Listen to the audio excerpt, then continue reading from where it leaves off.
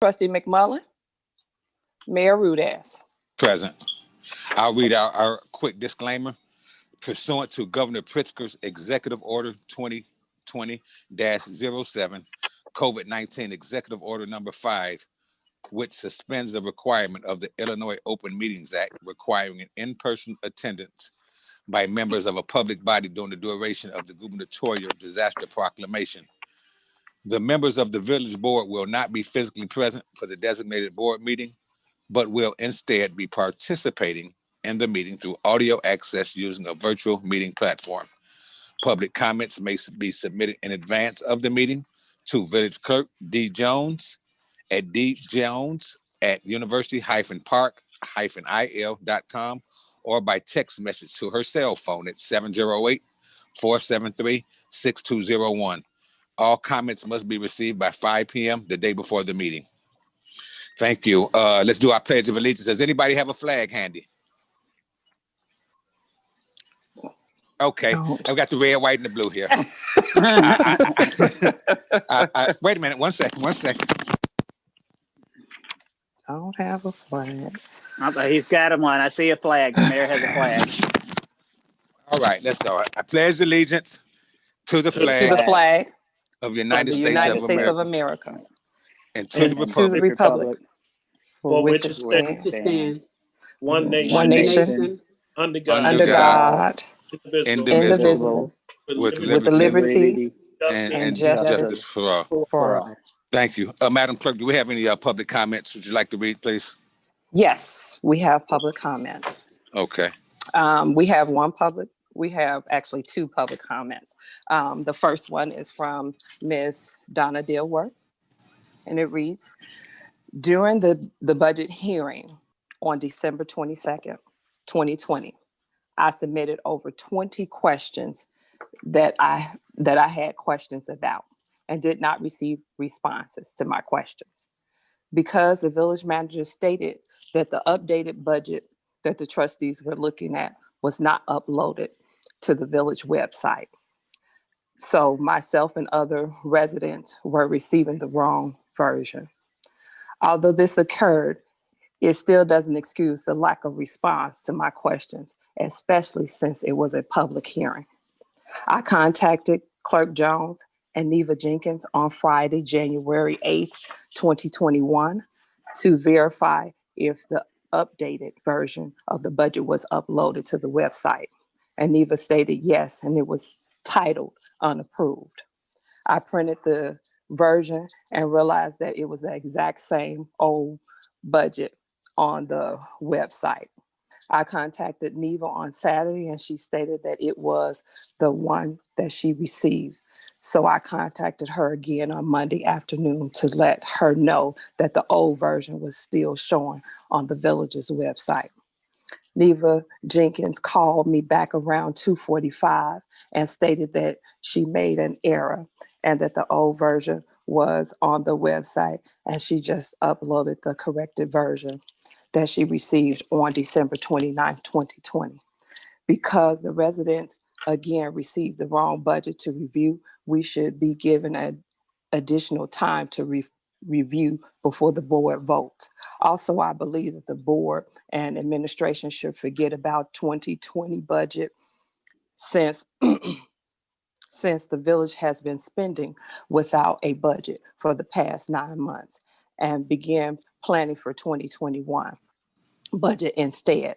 So it would be ready for approval by the end of April 2021. Also, it would give the village manager time to add actual numbers to the budget. That's comments from Ms. Dilworth. Okay. Next one. Next comment. Yes, is please. From Ms. Deborah Stroud. In 2020, history was made in University Park on a snowy Christmas Eve. For the first time ever in this community, Santa visited homes throughout the village to deliver toys to the children. Children of the age 2 years old to 7 years old was excited to have Santa come to their house. Seeing Santa gave them joy. Since Adults were not aware that Santa would be ringing their doorbells. They had smiles on their face when they saw Santa standing at their door. Yes, Santa wore a mask under the beard. Much needed joy was given to everyone who received a visit. I believe Santa has begun a tradition in our community. I purposely preface this letter with this occasion to indicate that joy and good cheer is something that all of us need right now. It can be given when it is least expected. I had a neighbor to snowblow my driveway unexpectedly. This occurred after I experienced another loss of a loved one. Although I had not asked my neighbor to do so, this gave me such joy that it was done. How many of us began 2021 by telling others that we wish them joy and peace and good health as we began the new year? As residents, let us continue to provide much needed joy to each other when we can, while we can, and how we can. COVID-19 has taken away our comfortable norm as we know it.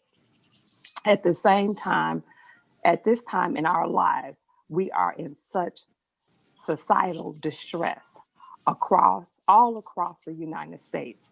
Yet in this community, the simplest act that we perform for one another may be the kindness someone truly needs. Let us let all of us, when outdoors, continue to wear a mask at all times. Everyone stay safe and stay prayed up. That was comments from Ms. Deborah Stroud. Okay. That concludes the comments. Yeah, sure. Go ahead. Go ahead. I just want to say to Ms. Stroud, thank you very much for calling Santa Claus, because it was the perfect time, Mayor. I would say that in this village, to see my grandbaby face light up. And actually it was perfect because if I'm not mistaken, Santa had a little car problem which delayed Santa Claus coming. And it was during the time it was snowing on Christmas Eve.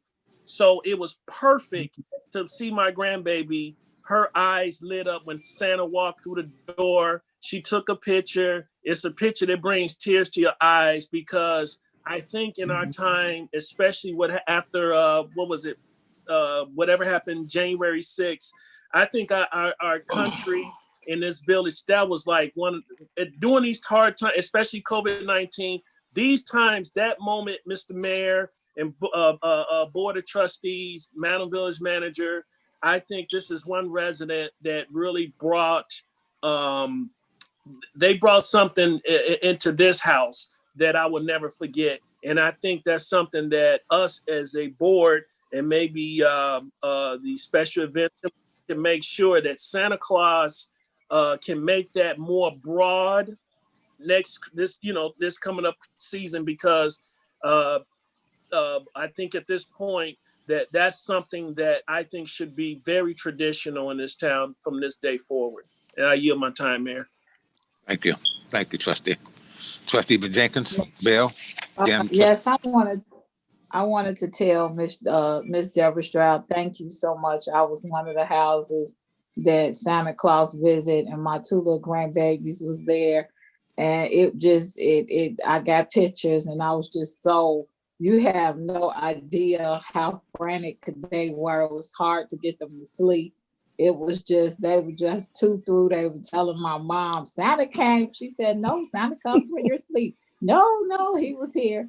And so it was just such a joy. And it should be a tradition for our village, and something that started and carried out for years to come, in light of what happened on Wednesday. Because our nation is facing so much injustice right here, and for it to just bring joy to our community was more than you would ever believe or imagine for this household and this block. So I thank you, Ms. Deborah Stroud. Kiss to you and all of those things, all of the homes that you visited. You have no idea how much joy that brought to our home as well. So thank you, Ms. Stroud. Okay, anybody else have any comments? Trustee Bolden? Yes, I too just want to thank Deborah for her effort in going out to the children. I don't have any children here, but I see the smiles on Trustee Brooks and Trustee Jenkins' face that it was well received. And when she did it, I texted her a note, but that was between me and her, just making a joke. But if you know Deborah Sprout, that's what she do. She's always doing something in this village for the seniors or for the youth. That's what she does. So I truly appreciate Deborah, and thank you so much. We really appreciate it. Thank you. Okay, awesome. Okay. Trustee Franklin, anything? No? Okay. Yeah, I just want to second that and just say thank you. We truly appreciate everything that you're doing. We love you, Ms. Stroud. And as I piggyback, thank you. We need more and more Debbie Strouds in our community that add a positive, motivating force within the community. Thank you so much for all that you do and that all you're going to be doing. Yes. All right. Okay. Hey, Trustee McMullen, welcome in. Happy New Year, my friend. Oh, yeah. Hey. Okay. Here we are. One item on this agenda. Let's see what the board's going to do. Item E1A, second and third reading and ordinance providing for the annual budget for the fiscal year commencing May 1, 2020 and ending April 30th, 2021 for the village of University Park, Cook and Will counties. Is there a motion? So moved. Moved by Trustee Bolden.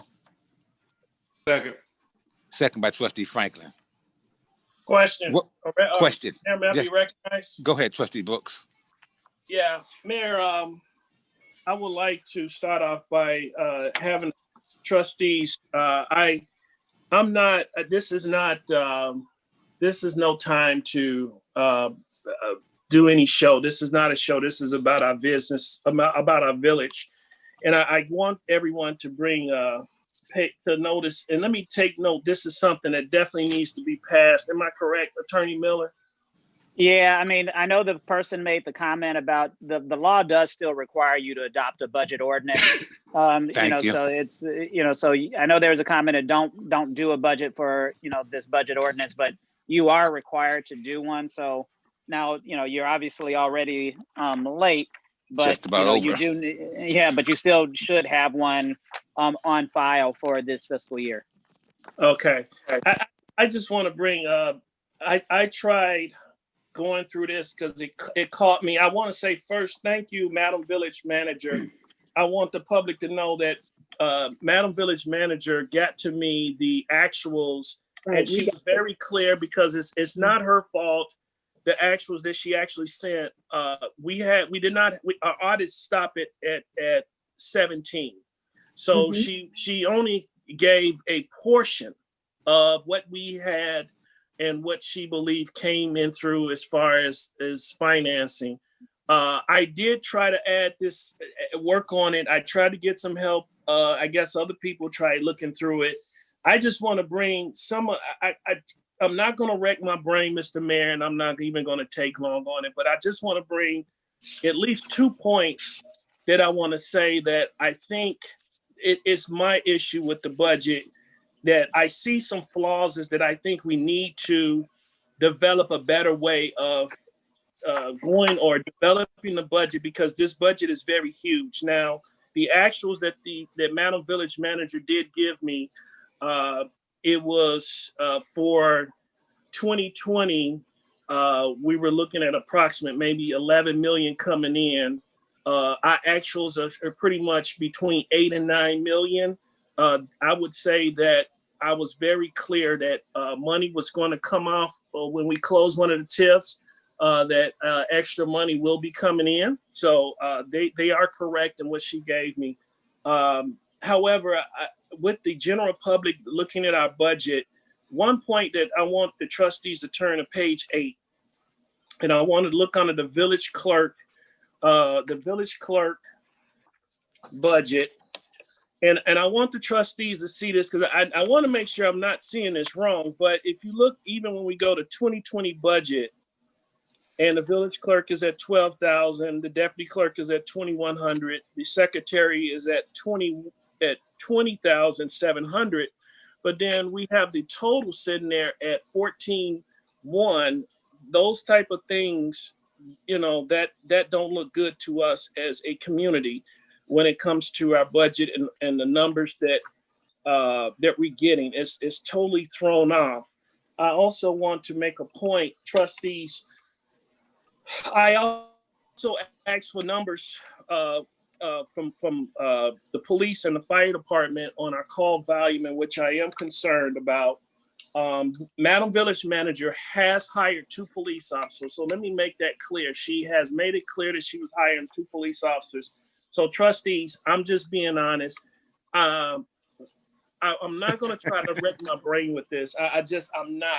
It was a little bit too rough. I think anybody that's seen this, it was difficult to try to find the pluses and the minuses of where we went wrong. But I would say even with the overtime, if we look to page 14, with the overtime, we anticipate a possible 140 and overtime, in which that is plausible. Our part-time police officers, we do have it at 30, in which, you know, I'm fine with that. But then when we go to our police investigation, if you look to page 15, I know we don't have any investigators, but we do have officers working as investigators. I just feel that we have investigators. We do have investigators. We do? Okay. Yeah. Okay, so then that might incorporate the time that we have inside that would go back to page 14 then, Mr. Mayor, because I think they're working as double, that would put, you know, that would be more equal of what we're seeing in the actual. So I'm just saying my position is that trustees, we do have an obligation of making sure the budget is done.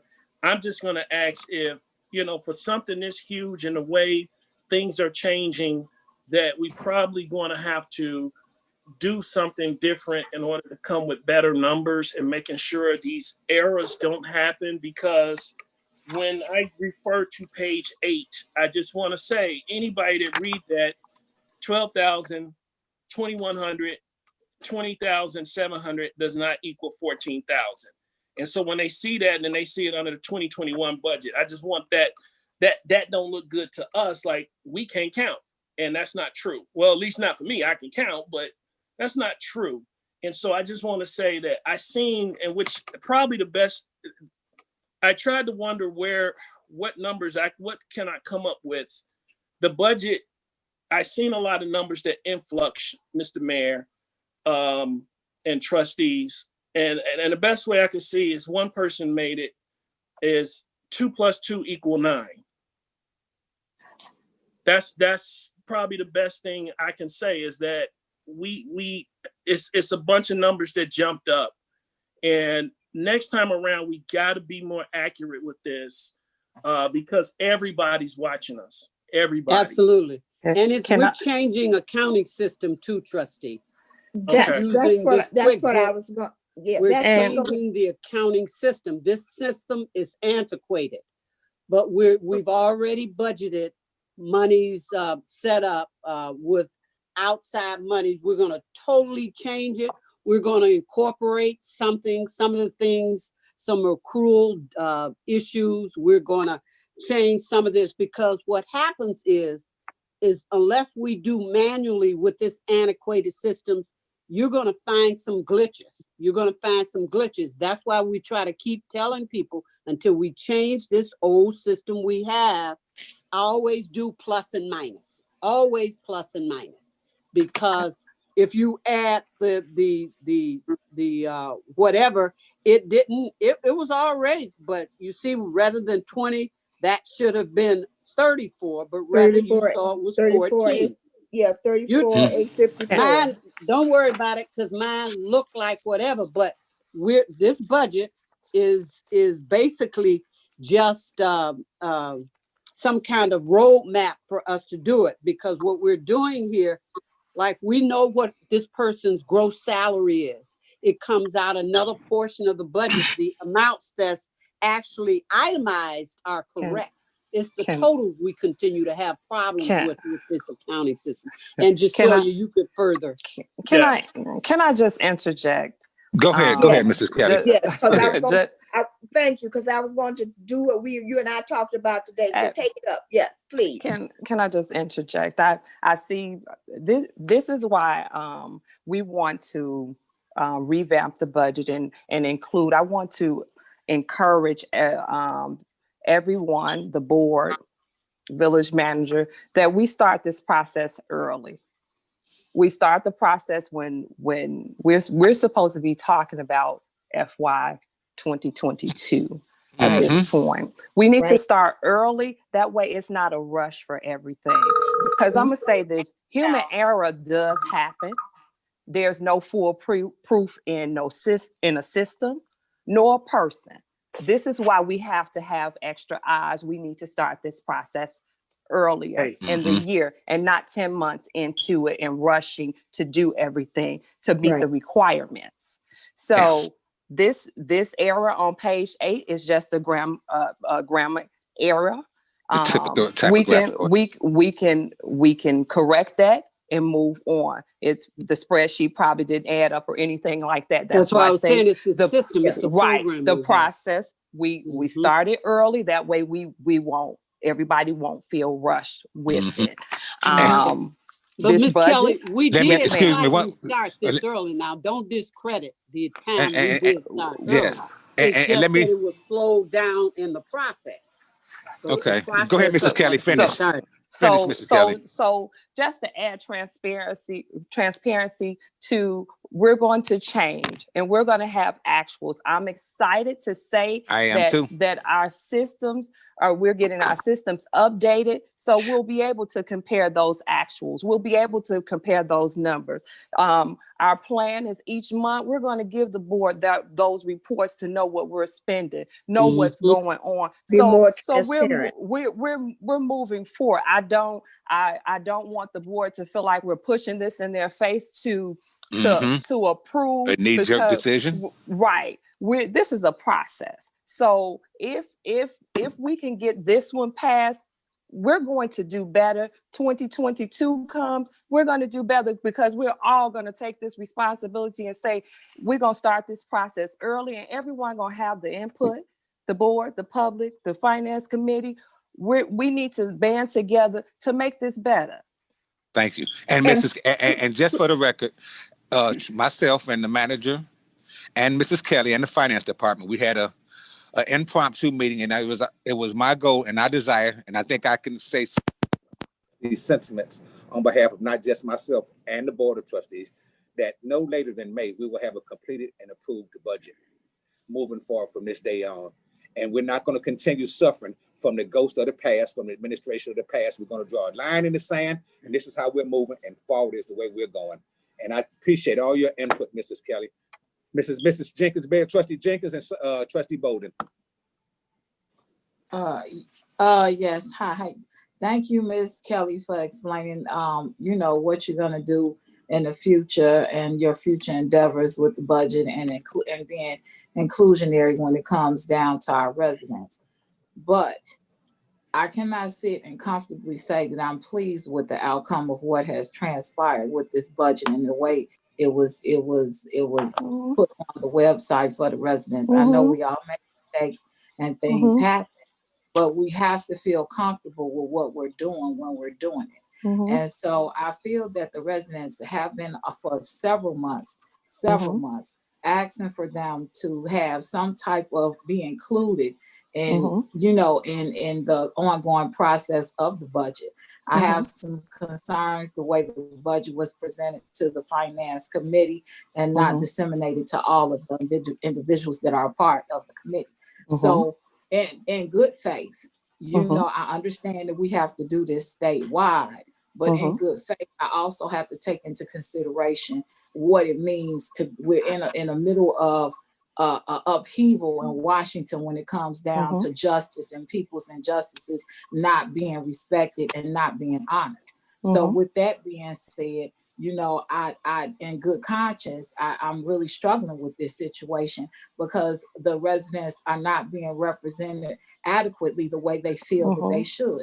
I don't care if it's 6, I don't care if it's 26 or 46. If it's 1, it's a problem. Now, I don't mean to be, you know, to cause any form of confusion in reference to this budget, but I also you have to also remember, as a legislator, I have a duty to respect and honor and do due diligence to every resident in this community. And if they have problems and they're not being heard, it's our job to listen. So, you know,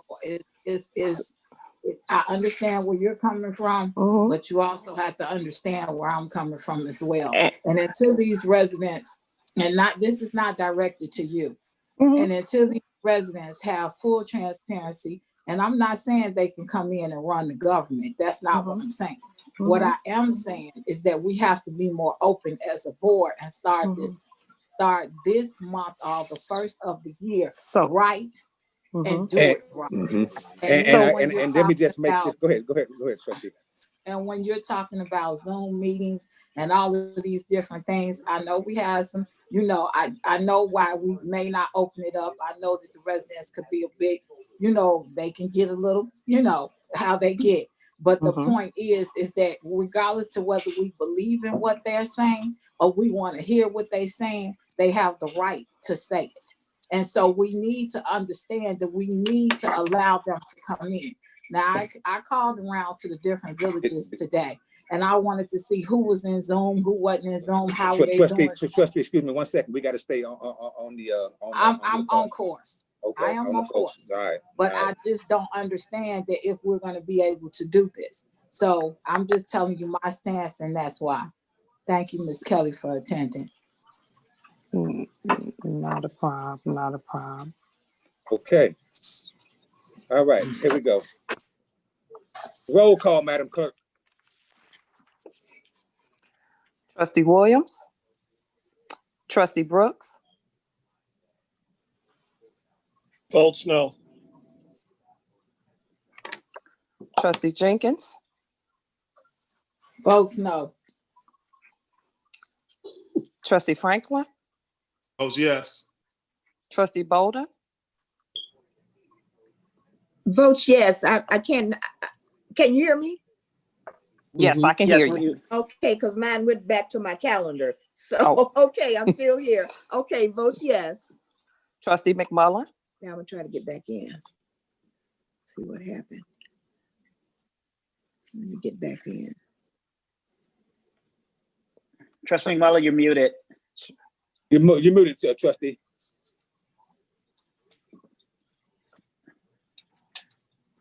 Trustee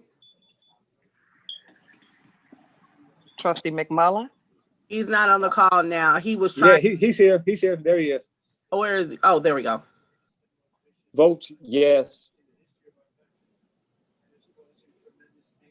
Mayor Rudas.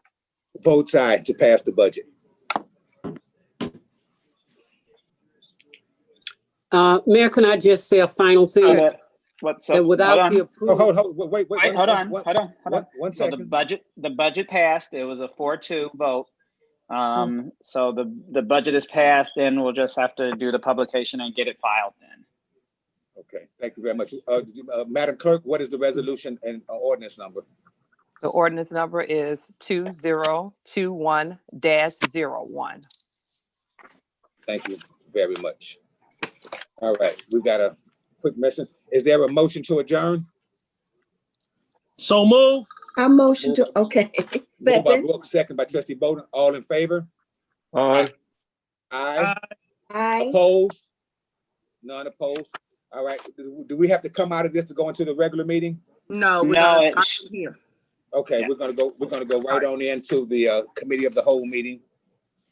And Attorney Miller, do I have to read the disclaimer again, or can we go right into call to order? Well, let me ask this question, and maybe Ms. Jenkins knows.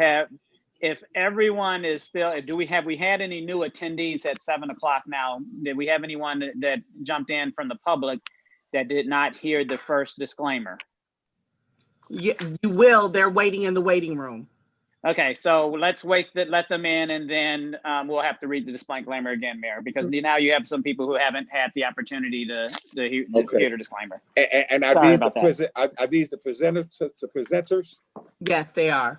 Oh, Okay. these aren't the public then. Right, No. right. No, right. Oh, okay, then we're good. Then let's move forward. I thought it was members of the public. If they're just the presenters, then they're just coming in when it's their turn.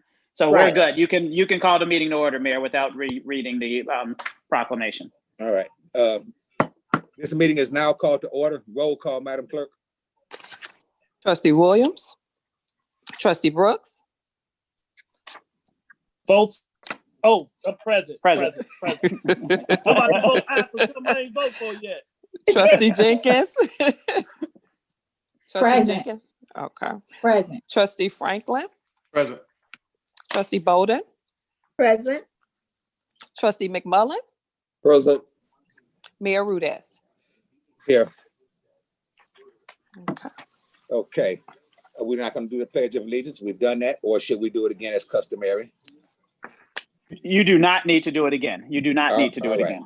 Are there any general public comments, Madam Clerk? None. There are none for this board, for this meeting. None Okay, for so this meeting. the first item on this agenda will be a presentation from Angel White, a discussion and an ordinance approving and authorizing the execution of a short-term lease agreement for property commonly referred to as Unit 34, Townsend Drive, Illinois, 60484 ANS and Divine Health. Mrs. Angel White, Mrs. Neva, the show is you guys. All right, they are coming in now. Awesome.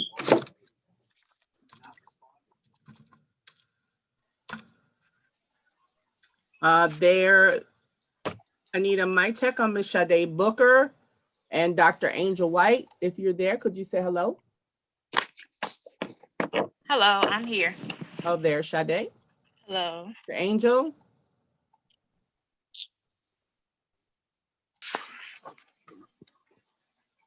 There we go. She's there. You're good to go, Mayor.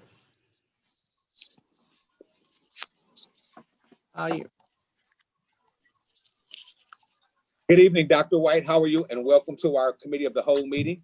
We're honored to have you here and glad that you're so interested and reinvesting back in your community. The show is all yours. All right, thank you, thank you. Thanks to all of you for allowing us to meet with you all this evening. My name is Angel White, Dr. Angel White. I'm a board-certified family nurse practitioner. I have full practice authority here in Illinois. I specialize in primary care, family medicine, which pretty much is providing comprehensive care to patients of all ages. I've been a resident of University Park for 8.5 years now.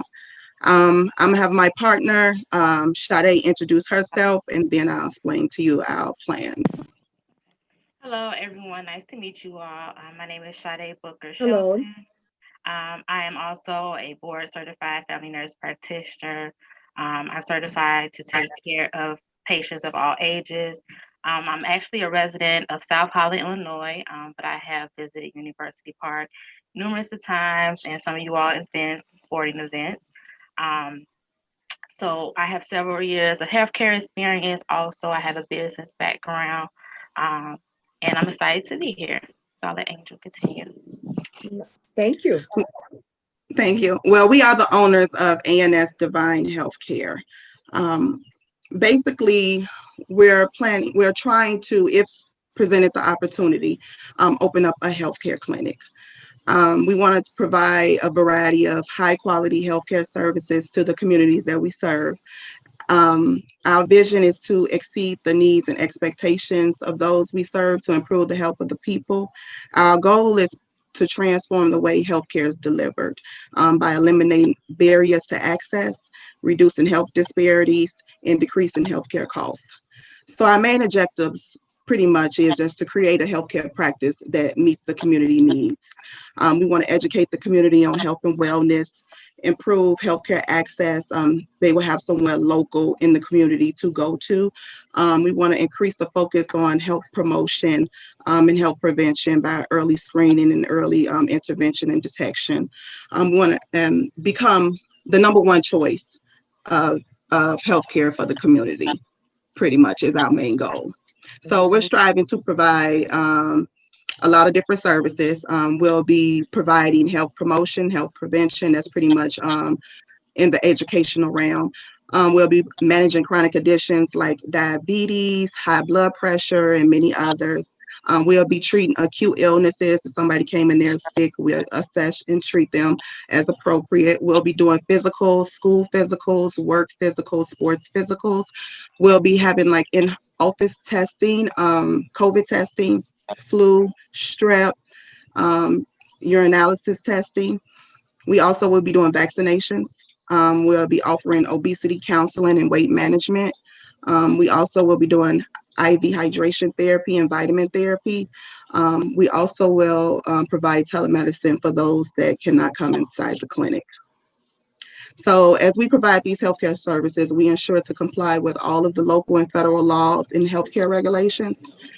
So next, my business partner, Sade, she's going to explain exactly why we decided to open up our practice in University Park. And not just because I'm a resident, but the true meaning of why we started. Okay, thank you, Angel. So we're doing our research on like the demographics of various South suburban areas. University Park is made up of 85% of African Americans. That is very important to us. We can relate to those patients and also become a familiar face in the community. So with that being said, there's a great opportunity for continuity of care, meaning that we can follow those that are young adults up into their geriatric stages. And being said that, based off the information I collected, in 2020, University Park had a population of 6,833 roughly, and compared to the 2010 population, was 7,129. So for us, that is a great rate of opportunities there, being said that it was only like a 0.78% decline as far as the population. Also, with that being said, we chose to go into healthcare for ourselves is because it will grant us a great amount of autonomy, meaning the freedom for practice of our own workflows. Also, we'll be able to have healthcare access to local areas that might be underserved. For now, we have seen that University Park doesn't have like a primary care clinic.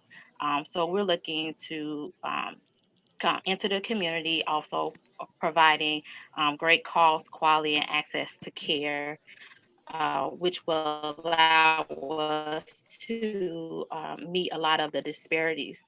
So health disparities, according to the CDC, are those things, are disease, injuries, violence, and opportunities that we can address by providing quality of care. So moving forward, some of the things that are considered health disparities are poverty, environmental threats, inadequate access to healthcare, individual and behavioral factors, and educational inequalities. So with doing this research, University Park will definitely be a prime area where we can grow, be a familiar face, and connect with the community. Okay, Mayor, can I be recognized? Yes, sir. Go ahead, Trustee. Thank you for coming on, Dr. White and Mrs. Booker. I really appreciate you coming on and putting your show on the road. Actually, I've been married to a nurse for about almost 30 years. And my two sisters are nurses. One is a traveling nurse, and I have a niece that's a nurse practitioner. So I think that this community is moving in the right direction. And I think it's nice that your company, the one that you have established, is coming to our community, because it's a godsend, to tell you the truth, because this is a community that can use your services. And I'm just glad that you chose University Park. I really appreciate it. Thank you. Yes, thank you. Absolutely. Great points, Curtis. Great point, Trustee. Great points. You're absolutely right. I'll be recognized. Go ahead, Trustee Franklin. So I just want to say I'm very excited about them bringing this to our community, because this is a void that is very much needed in our community. Not to mention that COVID-19 has magnified so many health inequities in underserved communities. I think that this is going to be something that's going to be extremely impactful. I would also like to take a moment just to speak to the character of Dr. Angel, who has been a resident of this community for 8 years. But one thing that she failed to mention is that she has been very active in working with the sports programs, more specifically the football program, serving as a health consultant, for the lack of better terms. And what I mean by that, she's always been there to support the programs. Anytime a player went down on the field, she was always there to give a diagnosis and to help offer advice when we had to put in place a lot of concussion protocols. So I think it's very important when someone is coming to the table and presenting to open a business in our community. If someone already had volunteerism and the spirit of volunteerism in the community, I think that's a big factor that needs to be acknowledged. So as I mentioned, this clinic will definitely fill a very important void in our community. And as we continue to promote Black-owned businesses and University Park residents to open businesses in our community, I think this is a great opportunity for us. So I wish you all the best, and you definitely have my vote. Thank you. I appreciate that. Awesome. Thanks. Awesome. Ma'am, I'll be recognized. Sure, Trustee Brooks. Let me see here. I got Ms. Booker and Dr. White. I would like to thank you for coming to, well, not coming, but attending our board meeting and presenting this to us. I just want to ask, but first of all, let me say thank you all.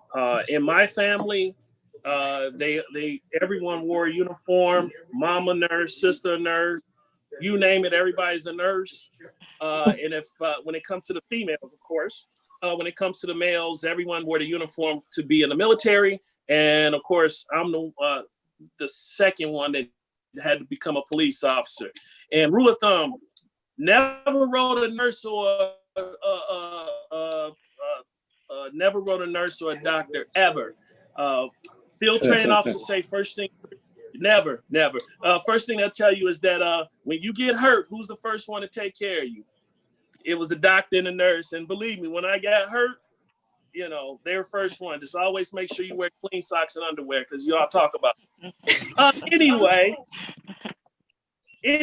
to the business in hand, one question was asked, when you do get this place up and running, what type of insurance would you be accepting from the residents or your people here that attend your facility? So we're gonna apply to get credentialed with all of the health plans, Humana, Cigna, United. We're also gonna apply for Medicaid too as well, to get credentialed with them. So we're trying to be able to accept all insurances. Okay. Nice. Have you all had a chance to look at the facility that you're asking to lease out? Yes, absolutely. Oh, wait a minute. I broke up. I didn't hear. Yes, we did. We got a chance to visit the site. Yes. Okay. And you did see inside. Are you willing to pay the price of the work? I know our town center needs work, so. Yes, it needs a lot of work, and we actually was able to get in the unit, and so we had a general contractor come out and give us an estimate as well as the architects too as well. So we have the funds, and it is. It's attached to what we have. Dr. White was talking. I'm sorry, I didn't hear it. Dr. White, finished. Yeah, so we got the estimated costs of how much it will be to turn that unit into a healthcare clinic. We had our general contractor come out and give us estimates, as well as an electrician and a plumber, and the architect came out and did a blueprint as well of the unit. Okay. And whatever it was, you're willing to, because I know a town center, well, let me ask you this. How long would it take for it to be up and going? Because, you know, and I ask you this because maybe Sugar Shack, not too many have been realistic on the timetable. And that's my concern. Thank you, Theo. Yeah. That was where I was going to. Yeah. Yeah. I just want to be realistic here because everyone is watching us vote as the town center fills up and we vote for the leases. But the problem comes in is that everyone is not fulfilling their, you know, they'll sell us a great that they're coming here, they're going to do it. They're Black owned. Yeah. And so not that we're turning them away, but we want to make sure that if someone does not have a realistic timetable as town centers begin to get up and moving, what would be your timetable or put it this way, let me add what general contractors say would be the proper timetable or estimate that they can have your facility up and going so that people can drive by and actually see your place, because and let me just give you the sentiment that I'm seeing is that the trustees voting for these things, but we haven't seen anything. We know they're there, but they haven't opened. So I believe something like this would be very, very good, especially with Sugar Shack open. Someone comes in, they visit you. Now, I'm not going to say you're going to recommend that they eat fast food, but at least we have a facility that they can open because, you know, and we'll have more traffic coming through there as well. Like you said, nobody's opening up. We'll have more traffic. We sign all these leases and things, but I mean, folks have signed all these leases and things, and we see no action, nothing going on. Right. So, me and my partner is ready like yesterday. Okay. So we ready to get the ball rolling. We already paid for the architectural drawing. All we need is the lease, and we can start getting things moving. We already have funds in place and everything to get everything started. That's financially stable to get it done. Absolutely. Yes, absolutely. Okay. So we're super excited, and we're trying to open up as soon as possible. It's going to take a few months because we got to get the credentialing and other permits for the building, but we cannot apply to those permits until we have the exact location and provide proof of the location. So in the process of the renovations being made, we're going to be applying to all the things that we have to have for the clinic. Okay. So here, I don't sound biased. I was gonna say I don't want to sound biased, but Dr. White, you would be the first woman that I'm voting for to come in and get something done. And I'm not trying to go there, but we have had many business owners who come in. They're men. They promising these people. They're they moving slow. The only male, and I'm not criticizing, but Sugar Shack has finally opened. But I really do believe that as women in the world and as independent, most women, when they say they're going to do it, they're going to do it. Just like they say when a woman's fed up, she don't go. So I'm gonna stop my antics, Mr. Mayor, and yield my time. But I just wanted to get these two wonderful women who's bringing something to our town smiling. Thank you, ladies. I yield my time. Thank you. Thank you. I appreciate it. Mr. Mayor, I have a question for you. I have a question for everyone just to make sure, because I want to follow through. Go ahead, Joe. I noticed on the lease in the packet that the exhibit, it was blank on the rent amount. So are we going to wait till the committee, and this is obviously only committee of the whole, are we going to wait for the board to come up in regards to the rental thing, or did I not have? Okay, I just noticed that. Okay. I didn't see it either. Okay. It didn't have a rental amount in the exhibit A. It was left blank. So I just want to make sure you guys realize that the next meeting you're going to have to kind of figure out, if you guys decide to move forward, we're going to have to figure out the rest. Maybe I misread something. I thought I seen something though. I didn't bring it up. No, not on the back page. It's blank. Oh, so what was on there? That was for something else. Like insurance and what the deposit and that type of thing. Standard. Right. You saw the amounts for like if there was a breach and things of that nature, but the amount of the lease. So all right, so we're good. We'll just that would be something you guys can discuss in closed session at the next meeting if you guys decide to move it on. Great. Yes. Right. Great. Thank you. You're welcome. Does anyone else have any questions for the good doctor or Dr. Booker? Okay. Well, since no one else has any questions, it seems like you hit all the great points. Dr. White, Board of Trustees, what is your pleasure? Shall we move this on for the action agenda at the end of the month? Yes. I agree. Yes. Oh, okay, well, fantastic. Well, congratulations, Dr. White. It will be on the board agenda coming up for action at the last Thursday of the month, last Tuesday of the month. I don't know why I'm on Thursdays. Finance committee. All right. Well, again, thank you so much. Continue having a happy new year. We look forward to having your clinic in University Park Town Center. It's going to be a great addition to the community. Much needed. Yes, it will. Thanks for having us. Thank you. All right. Much All right, needed. thanks. Thank you. All right. Thank Bye, you very everyone. much. Bye-bye. Bye-bye. Good night. Bye. Good night. Next person, Neva, bring in Attorney Fain, and let's get our update on Aqua, and let's get out of here. Right. Point of reference, Mayor. What was the one that Madam Clerk had sent, that agenda? That wasn't the correct agenda, right? No, it's only go ahead, Trustee. Yeah, because it was scrambled. I seen that attorney Costado sent like a correct one. Is this the one we're following? Because I like this one. Because it was much shorter. Yeah. This is only other item is 582, update from Attorney Nina. Just two items. On Aqua. Okay, Yeah. well, bring her in because I love what she got to do. The residents need to hear her. Come on. Yeah. Yeah, she is. Ms. Fain? Yes, sir. Okay, we are here, and it is your show. Oh, well, good evening, everyone. Thank you for sharing some time. Good evening. Good evening. I appreciate it. I'm certain that the trustee and Ms. E have also shared part of the discussion that we had with the Office of Attorney General. So I don't want to replicate their comments. I asked to be on the agenda this evening because I wanted to report that we had our first organizational meeting to assemble documents and information so that we could produce a report on the environmental situation in the village and what Aqua has done as it relates to harming the residents.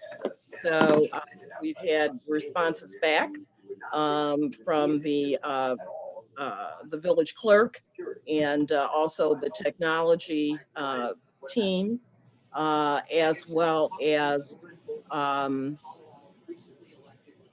the office of the mayor. And I know that Missy is looking to share some additional documents with us over the next week or so. During the call with the Attorney General's office, it became clear that Aqua, after having sent out information to the residents asserting that they had restored the water to the regulatory quality, is moving to try and wrap up their case. In order to do that, the Illinois EPA must make an independent assessment of the data that Aqua has provided to them, and that will take at least 30 days. The Will County State's Attorney, as well as the Assistant Attorney General, were in court on Monday on a hearing based on the filings that Aqua had done, providing this information, asking the agency to basically lift its foot off of Aqua's neck in order to give it more breathing room now that it had restored the water, which was its allegation. The Attorney General has not made that determination and will be relying on data and information that the village can provide. So two of the reports that were given on that call included the trustee discussing continuing water delivery problems, and also Ms. E pointing out issues related to residents who were still consuming lead infused water. And so the AG took note of that and was going to be talking with Aqua. Aqua is alleging that they don't have any record of that particular family So I'll be talking with Missy over the next couple of days, and we'll make certain that when the information was transcribed by the Attorney General, that they had that information transcribed correctly. I'm also going to be making a suggestion that we consider establishing a hotline so that people can call in with problems that can be monitored. They will be providing that information, which will take the onus off of us in terms of recording it correctly. And it can also be transferred to the Attorney General as direct evidence from the residents that they can use when talking with the judge about why Aqua should not be allowed unless their data shows they have restored the water to be released from any order that they are under right now. So we've, reached the bending moment, as they say in structural steel. I'm sure all of you know that when you're building a building, the steel can only hold a certain amount of load on a floor, and we are at that point. So Aqua is trying to step back, and they are trying to move. So we will work as a team to try and keep that from happening. But any information that can be garnered from the trustees, from any of the village records that we can give to arm the Attorney General with additional information will be helpful. Clearly, the village is not a party to the case, and so there is a limitation on what the AG can do, but we can give them ammunition to help them as they prosecute this case against Aqua. So that's kind of the long and short of it. I'm sure you're watching in the newspaper the class action that also is pending and that has been filed. And so I'm working with Missy and the Board of Trustees and the mayor and internal staff. We're going to try and develop an education program so that people will understand, whether we do it through a town hall or whatever mechanism the internal staff feels will be the most efficient, to let people know if they are opting into that, what the risks and benefits are, or if they choose not to opt into that matter, what the risks and benefits are. Also on the call with the Attorney General, we talked about the fact that I know the trustee brought this up also, about our belief that that Aqua is going to try and be more aggressive now that it is asserting that it has restored the water in terms of payments and collections. The mayor back in the fall had initiated an educational and informational campaign to help residents know about the moratorium that the ICC had initiated regarding payments, payment plans, and those things. That officially ended on September 30th. The ICC has now extended that to March 30th. And so although the AG told us, and Mayor, I think you can confirm this, that they were in a bit of a pickle because their jurisdiction in this particular case did not allow them to deal with any payment issues. So at the mayor's direction, we have initiated contact with the ICC to have them develop an education flyer, which if the village prefers, can be put up on the website, that is coming directly out of the ICC. It's not us just giving general information. The ICC has an educational arm, and so this is something that they do. So working with my colleague, Lynn Grayson, we have now gotten this document that can be put up on the website. In that way, trustees' constituencies and the mayor's constituents will be able to see immediately how they can avoid aggressive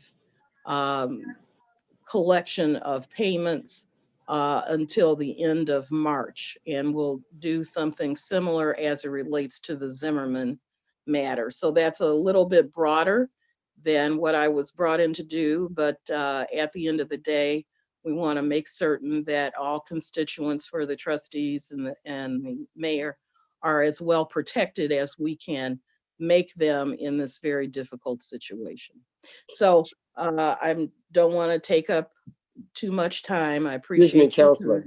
Excuse me, Counselor. Scheduling, we were to have a call yesterday, and I asked that the call be deferred until we could find out a little bit more about what the ICC was going to do. So we'll be circling back to reset that call with the village manager and internal staff and the mayor, just to continue our document retrieval process and to move forward. So I thank you for your time, ladies and gentlemen. Counselor. Yes, sir. Attorney Frank, go ahead, Trustee. Is it fair to say, Mayor, can I be recognized? Yeah, go ahead, Trustee. Is it fair to say that Accra put out it prematurely that the water's okay to the residents? Did they put it out prematurely? What they did was, because they had submitted to the Illinois EPA data about water quality prior to their filing, what they did that, we discussed, because I'm sure they realized that we were going to find out about that. Their public relations arm then put out the information about the water quality. It is their assertion, unconfirmed by the Illinois EPA, that the water has been restored. So why did they put it out then if it's not true? If it's not the truth? With all due respect, sir, we cannot know what's in the minds of the people. I think as you very directly pointed out, that this is in part not only tied to them trying to step away from liability for the water quality, but also You're right, to Trustee. justify their aggressive payment actions that I feel, this is my humble opinion, that they are going to try and initiate now. So that is why, working with you and the trustees and the mayor and Ms. E, we're going to get this piece from the ICC, because frankly, I was disappointed that the Attorney General's office was saying they couldn't, within the purview of this case, get anything from the ICC, and they were, that was true and correct. However, the Attorney General's office also represents the ICC. So, they were staying in their lane, and, we appreciate that to the extent that they are assisting us, but we went into another lane and got this from our contacts at the ICC.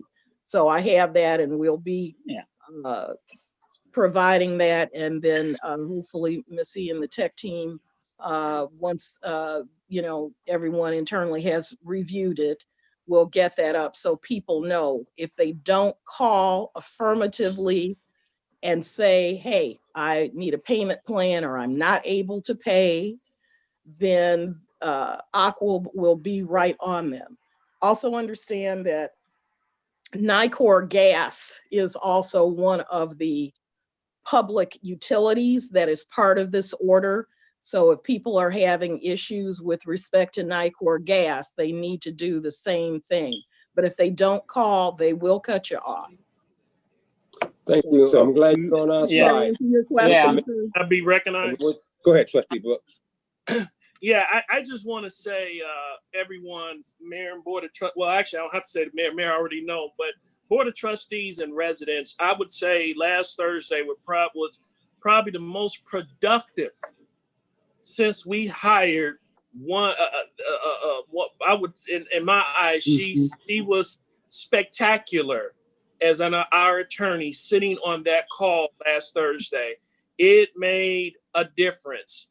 When there was a problem, and if you note that over the months, I have been saying that despite what you may see behind the doors, you have your officials trying to get this water together. It's almost as I was sitting here trying to equate. I know Coach Franklin, Trustee Franklin, is a coach, and if you watch a little football, I'm gonna equate this to not quite the New England Patriots, but you know what? We picked up a great player. Okay.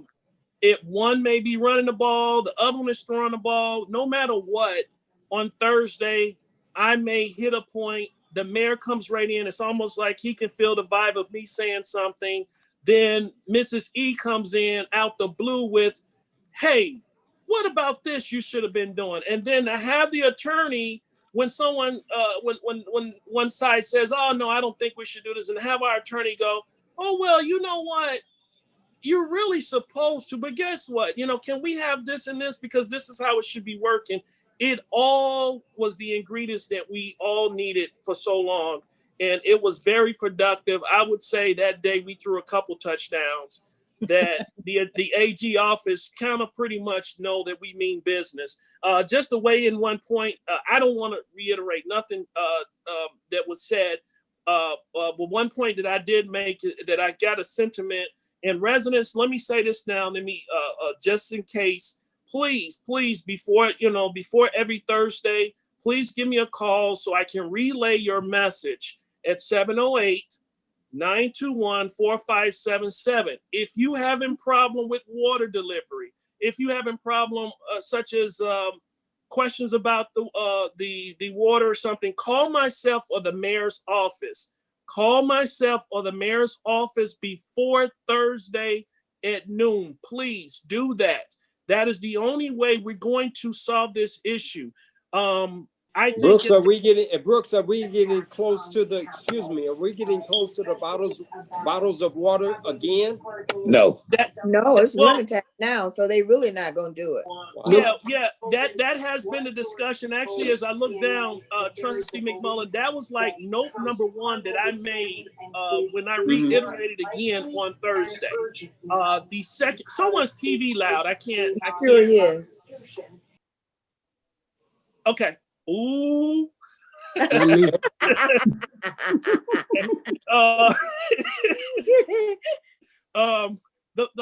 was the point number one that was made. The gallons is, we keep, residents, I think one day the mayor was, first of all, the mayor, he can't lift it when he had hip surgery. The Manor Village manager is receiving multiple calls every week about them lifting it, Trustee. And then, as you know, right before Thanksgiving, I hurt my back because a 90-year-old senior had did it. And so the day after that point, I believe, if I'm not mistaken, the AG office took that point and they took it serious, because someone, you have people who are hurting themselves over this. So Trustee, I can't promise, but that is one of the emphasis that we're doing. Here is another point that was made by a gentleman who is a chemist in our town. And a lot of the residents, and this is the sentiment that we're getting, they no longer want Aqua to do the testing of the water. We're asking for a third party to test the water. So you may have received a message. If you received a lifting message right before Christmas, that was because myself, the mayor, and the village manager, we went in, and correct me if I'm wrong, Mayor, right? Like a week before Christmas, we went in on the AG office and told them these are demands that we need made. And all of a sudden, that voice sounded like Craig Blanchett. I don't want to misquote, but it sounded like they took us serious and they tried to address every issue. So it told us that the AG office did go back to Aqua and address every point that we have complained about prior to Christmas. But we're still not satisfied, because a lot of residents are still being underserved when it comes to this water. There are those who are actually seniors. They should not have to continue to call in every week. There are those who receive costs for the sewer, and their complaint is, we heard the president, Craig Blanchett, say at a meeting, and that's where the conversation about the ICC and the cost comes in, where Craig Blanchett said at that meeting, you will not have to pay. So I feel that, to turn around, we didn't pay for 2-3 months and then say sewer costs is separate from water costs. Now, how do you expect the residents to believe or trust you from that point? So another thing that I brought up that just was mentioned was, I noticed that we brought up this 90% these robocalls you were receiving 2-3 months in the past. So I asked the AG, I said, wait a minute, they're putting these things out, but what does it mean? We were told, the mayor, myself, and the village manager, we were told it was 2 separate different testings and dynamics to this situation. And correct me if I'm wrong, Ms. E, they told us it was different, but now, Trustee McMullen, they're putting out all these positive results, and you thinking that, not unaware of the situation, the same way the mayor, myself, and the village manager has been involved for the people. It is not the same. It is not the same. That's the problem. Yes, and they have, and that's when we brought up, and we're so glad that we hired one of the best attorneys, because her being on that call made a big difference on us, because it was a point that, like I said, the mayor has hung up the phone. I have got quiet and frustrated and just shut down. Mrs. E has, spit. I mean, she has talked until she was literally blue in the face of what we know is right. And I would say that we have made the most progress since this crisis has come last Thursday. So once again, ladies and gentlemen, if you're listening, 708-921-4577. I'll take those complaints from residents. If you can't reach me, well, 9 times out of 10, you're going to get me. If I don't answer, still leave a voicemail. But if you can't get me, please leave a message with the mayor's office. Either way it go, it will get to us. The reason why I said not the village manager, because she's already bombarded. Sometimes she can't even get through, but you still call the village manager if it's in that conversation. Please, we have to put this before the Attorney General's office, because they do have a responsibility, and now their feet are being pushed to the fire to get this done. So if I'm not mistaken, the piece that you're going to receive, or a letter from the ICC or the EPA, from the EPA, is going to be more of telling you the facts, because you have been somewhat misled with this this copper and lead. Copper and lead. Yeah. And that's why, we really object to that being put out there. And it leaves a misconception that you, the residents, about to pay another water bill. And to my understanding, we're a little bit far from that. Yeah, So, that's what they're thinking. May I share something? The trustee has mentioned that one of the things that he and the mayor and Ms. E asked for was an informational piece from the Illinois EPA and their educational division. It's my opinion that they will, because it was requested from the Attorney General's office, they will put that together. My immediate concern is that they will defer putting that together until after they review Aqua's documentation data. And so it may not be quite as imminent as we would like for it to be, but they have the request, the AG has the request to make of the Illinois EPA. The item that I was referencing was the ICC as far as payments are concerned. But I want to echo and support the mayor and the trustee and Ms. E's comments related to third-party evaluation of the water. I call them ornaments on a holiday tree or a menorah, whatever it is that you may be celebrating, Kwanzaa, etc., that one of the things that we would be talking to the AG about is having Aqua underwrite the cost of that going forward, because essentially you're looking at 3 points in time. The current point in time and what's going on, what it is that Aqua wants to do in the short term, which is what they were filing on, which was, please give us some relief. And then the long term, after the case is resolved, we need some oversight so that Aqua will continue without all of the rigmarole and that we have nonsense. right now. Will continue to do the right thing so that we're not back in this situation. And we think among the things that can be done potentially is to have them pay for an independent third party to monitor the water going forward.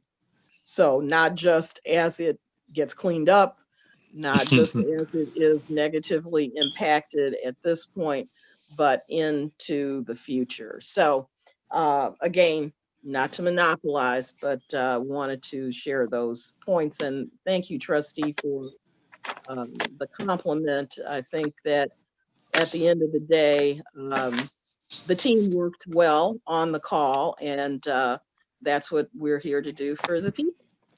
Thank you. Okay. Anybody else have any questions for Mrs. Fain? Ms. Fain? If not, the journey continues on. Residents, we are fighting harder than you can even imagine, and we're going to come out victorious. Thank you so much. Is there a motion for adjournment? So move. Moved by Brooks, second by Bowden. All in favor? Aye. Opposed? None? Have a nice evening. Trustee Brooks, I'll give you a call tomorrow. We'll do a follow-up. Be safe, everybody. Yes, sir. All right. Thank you, guys. Have a nice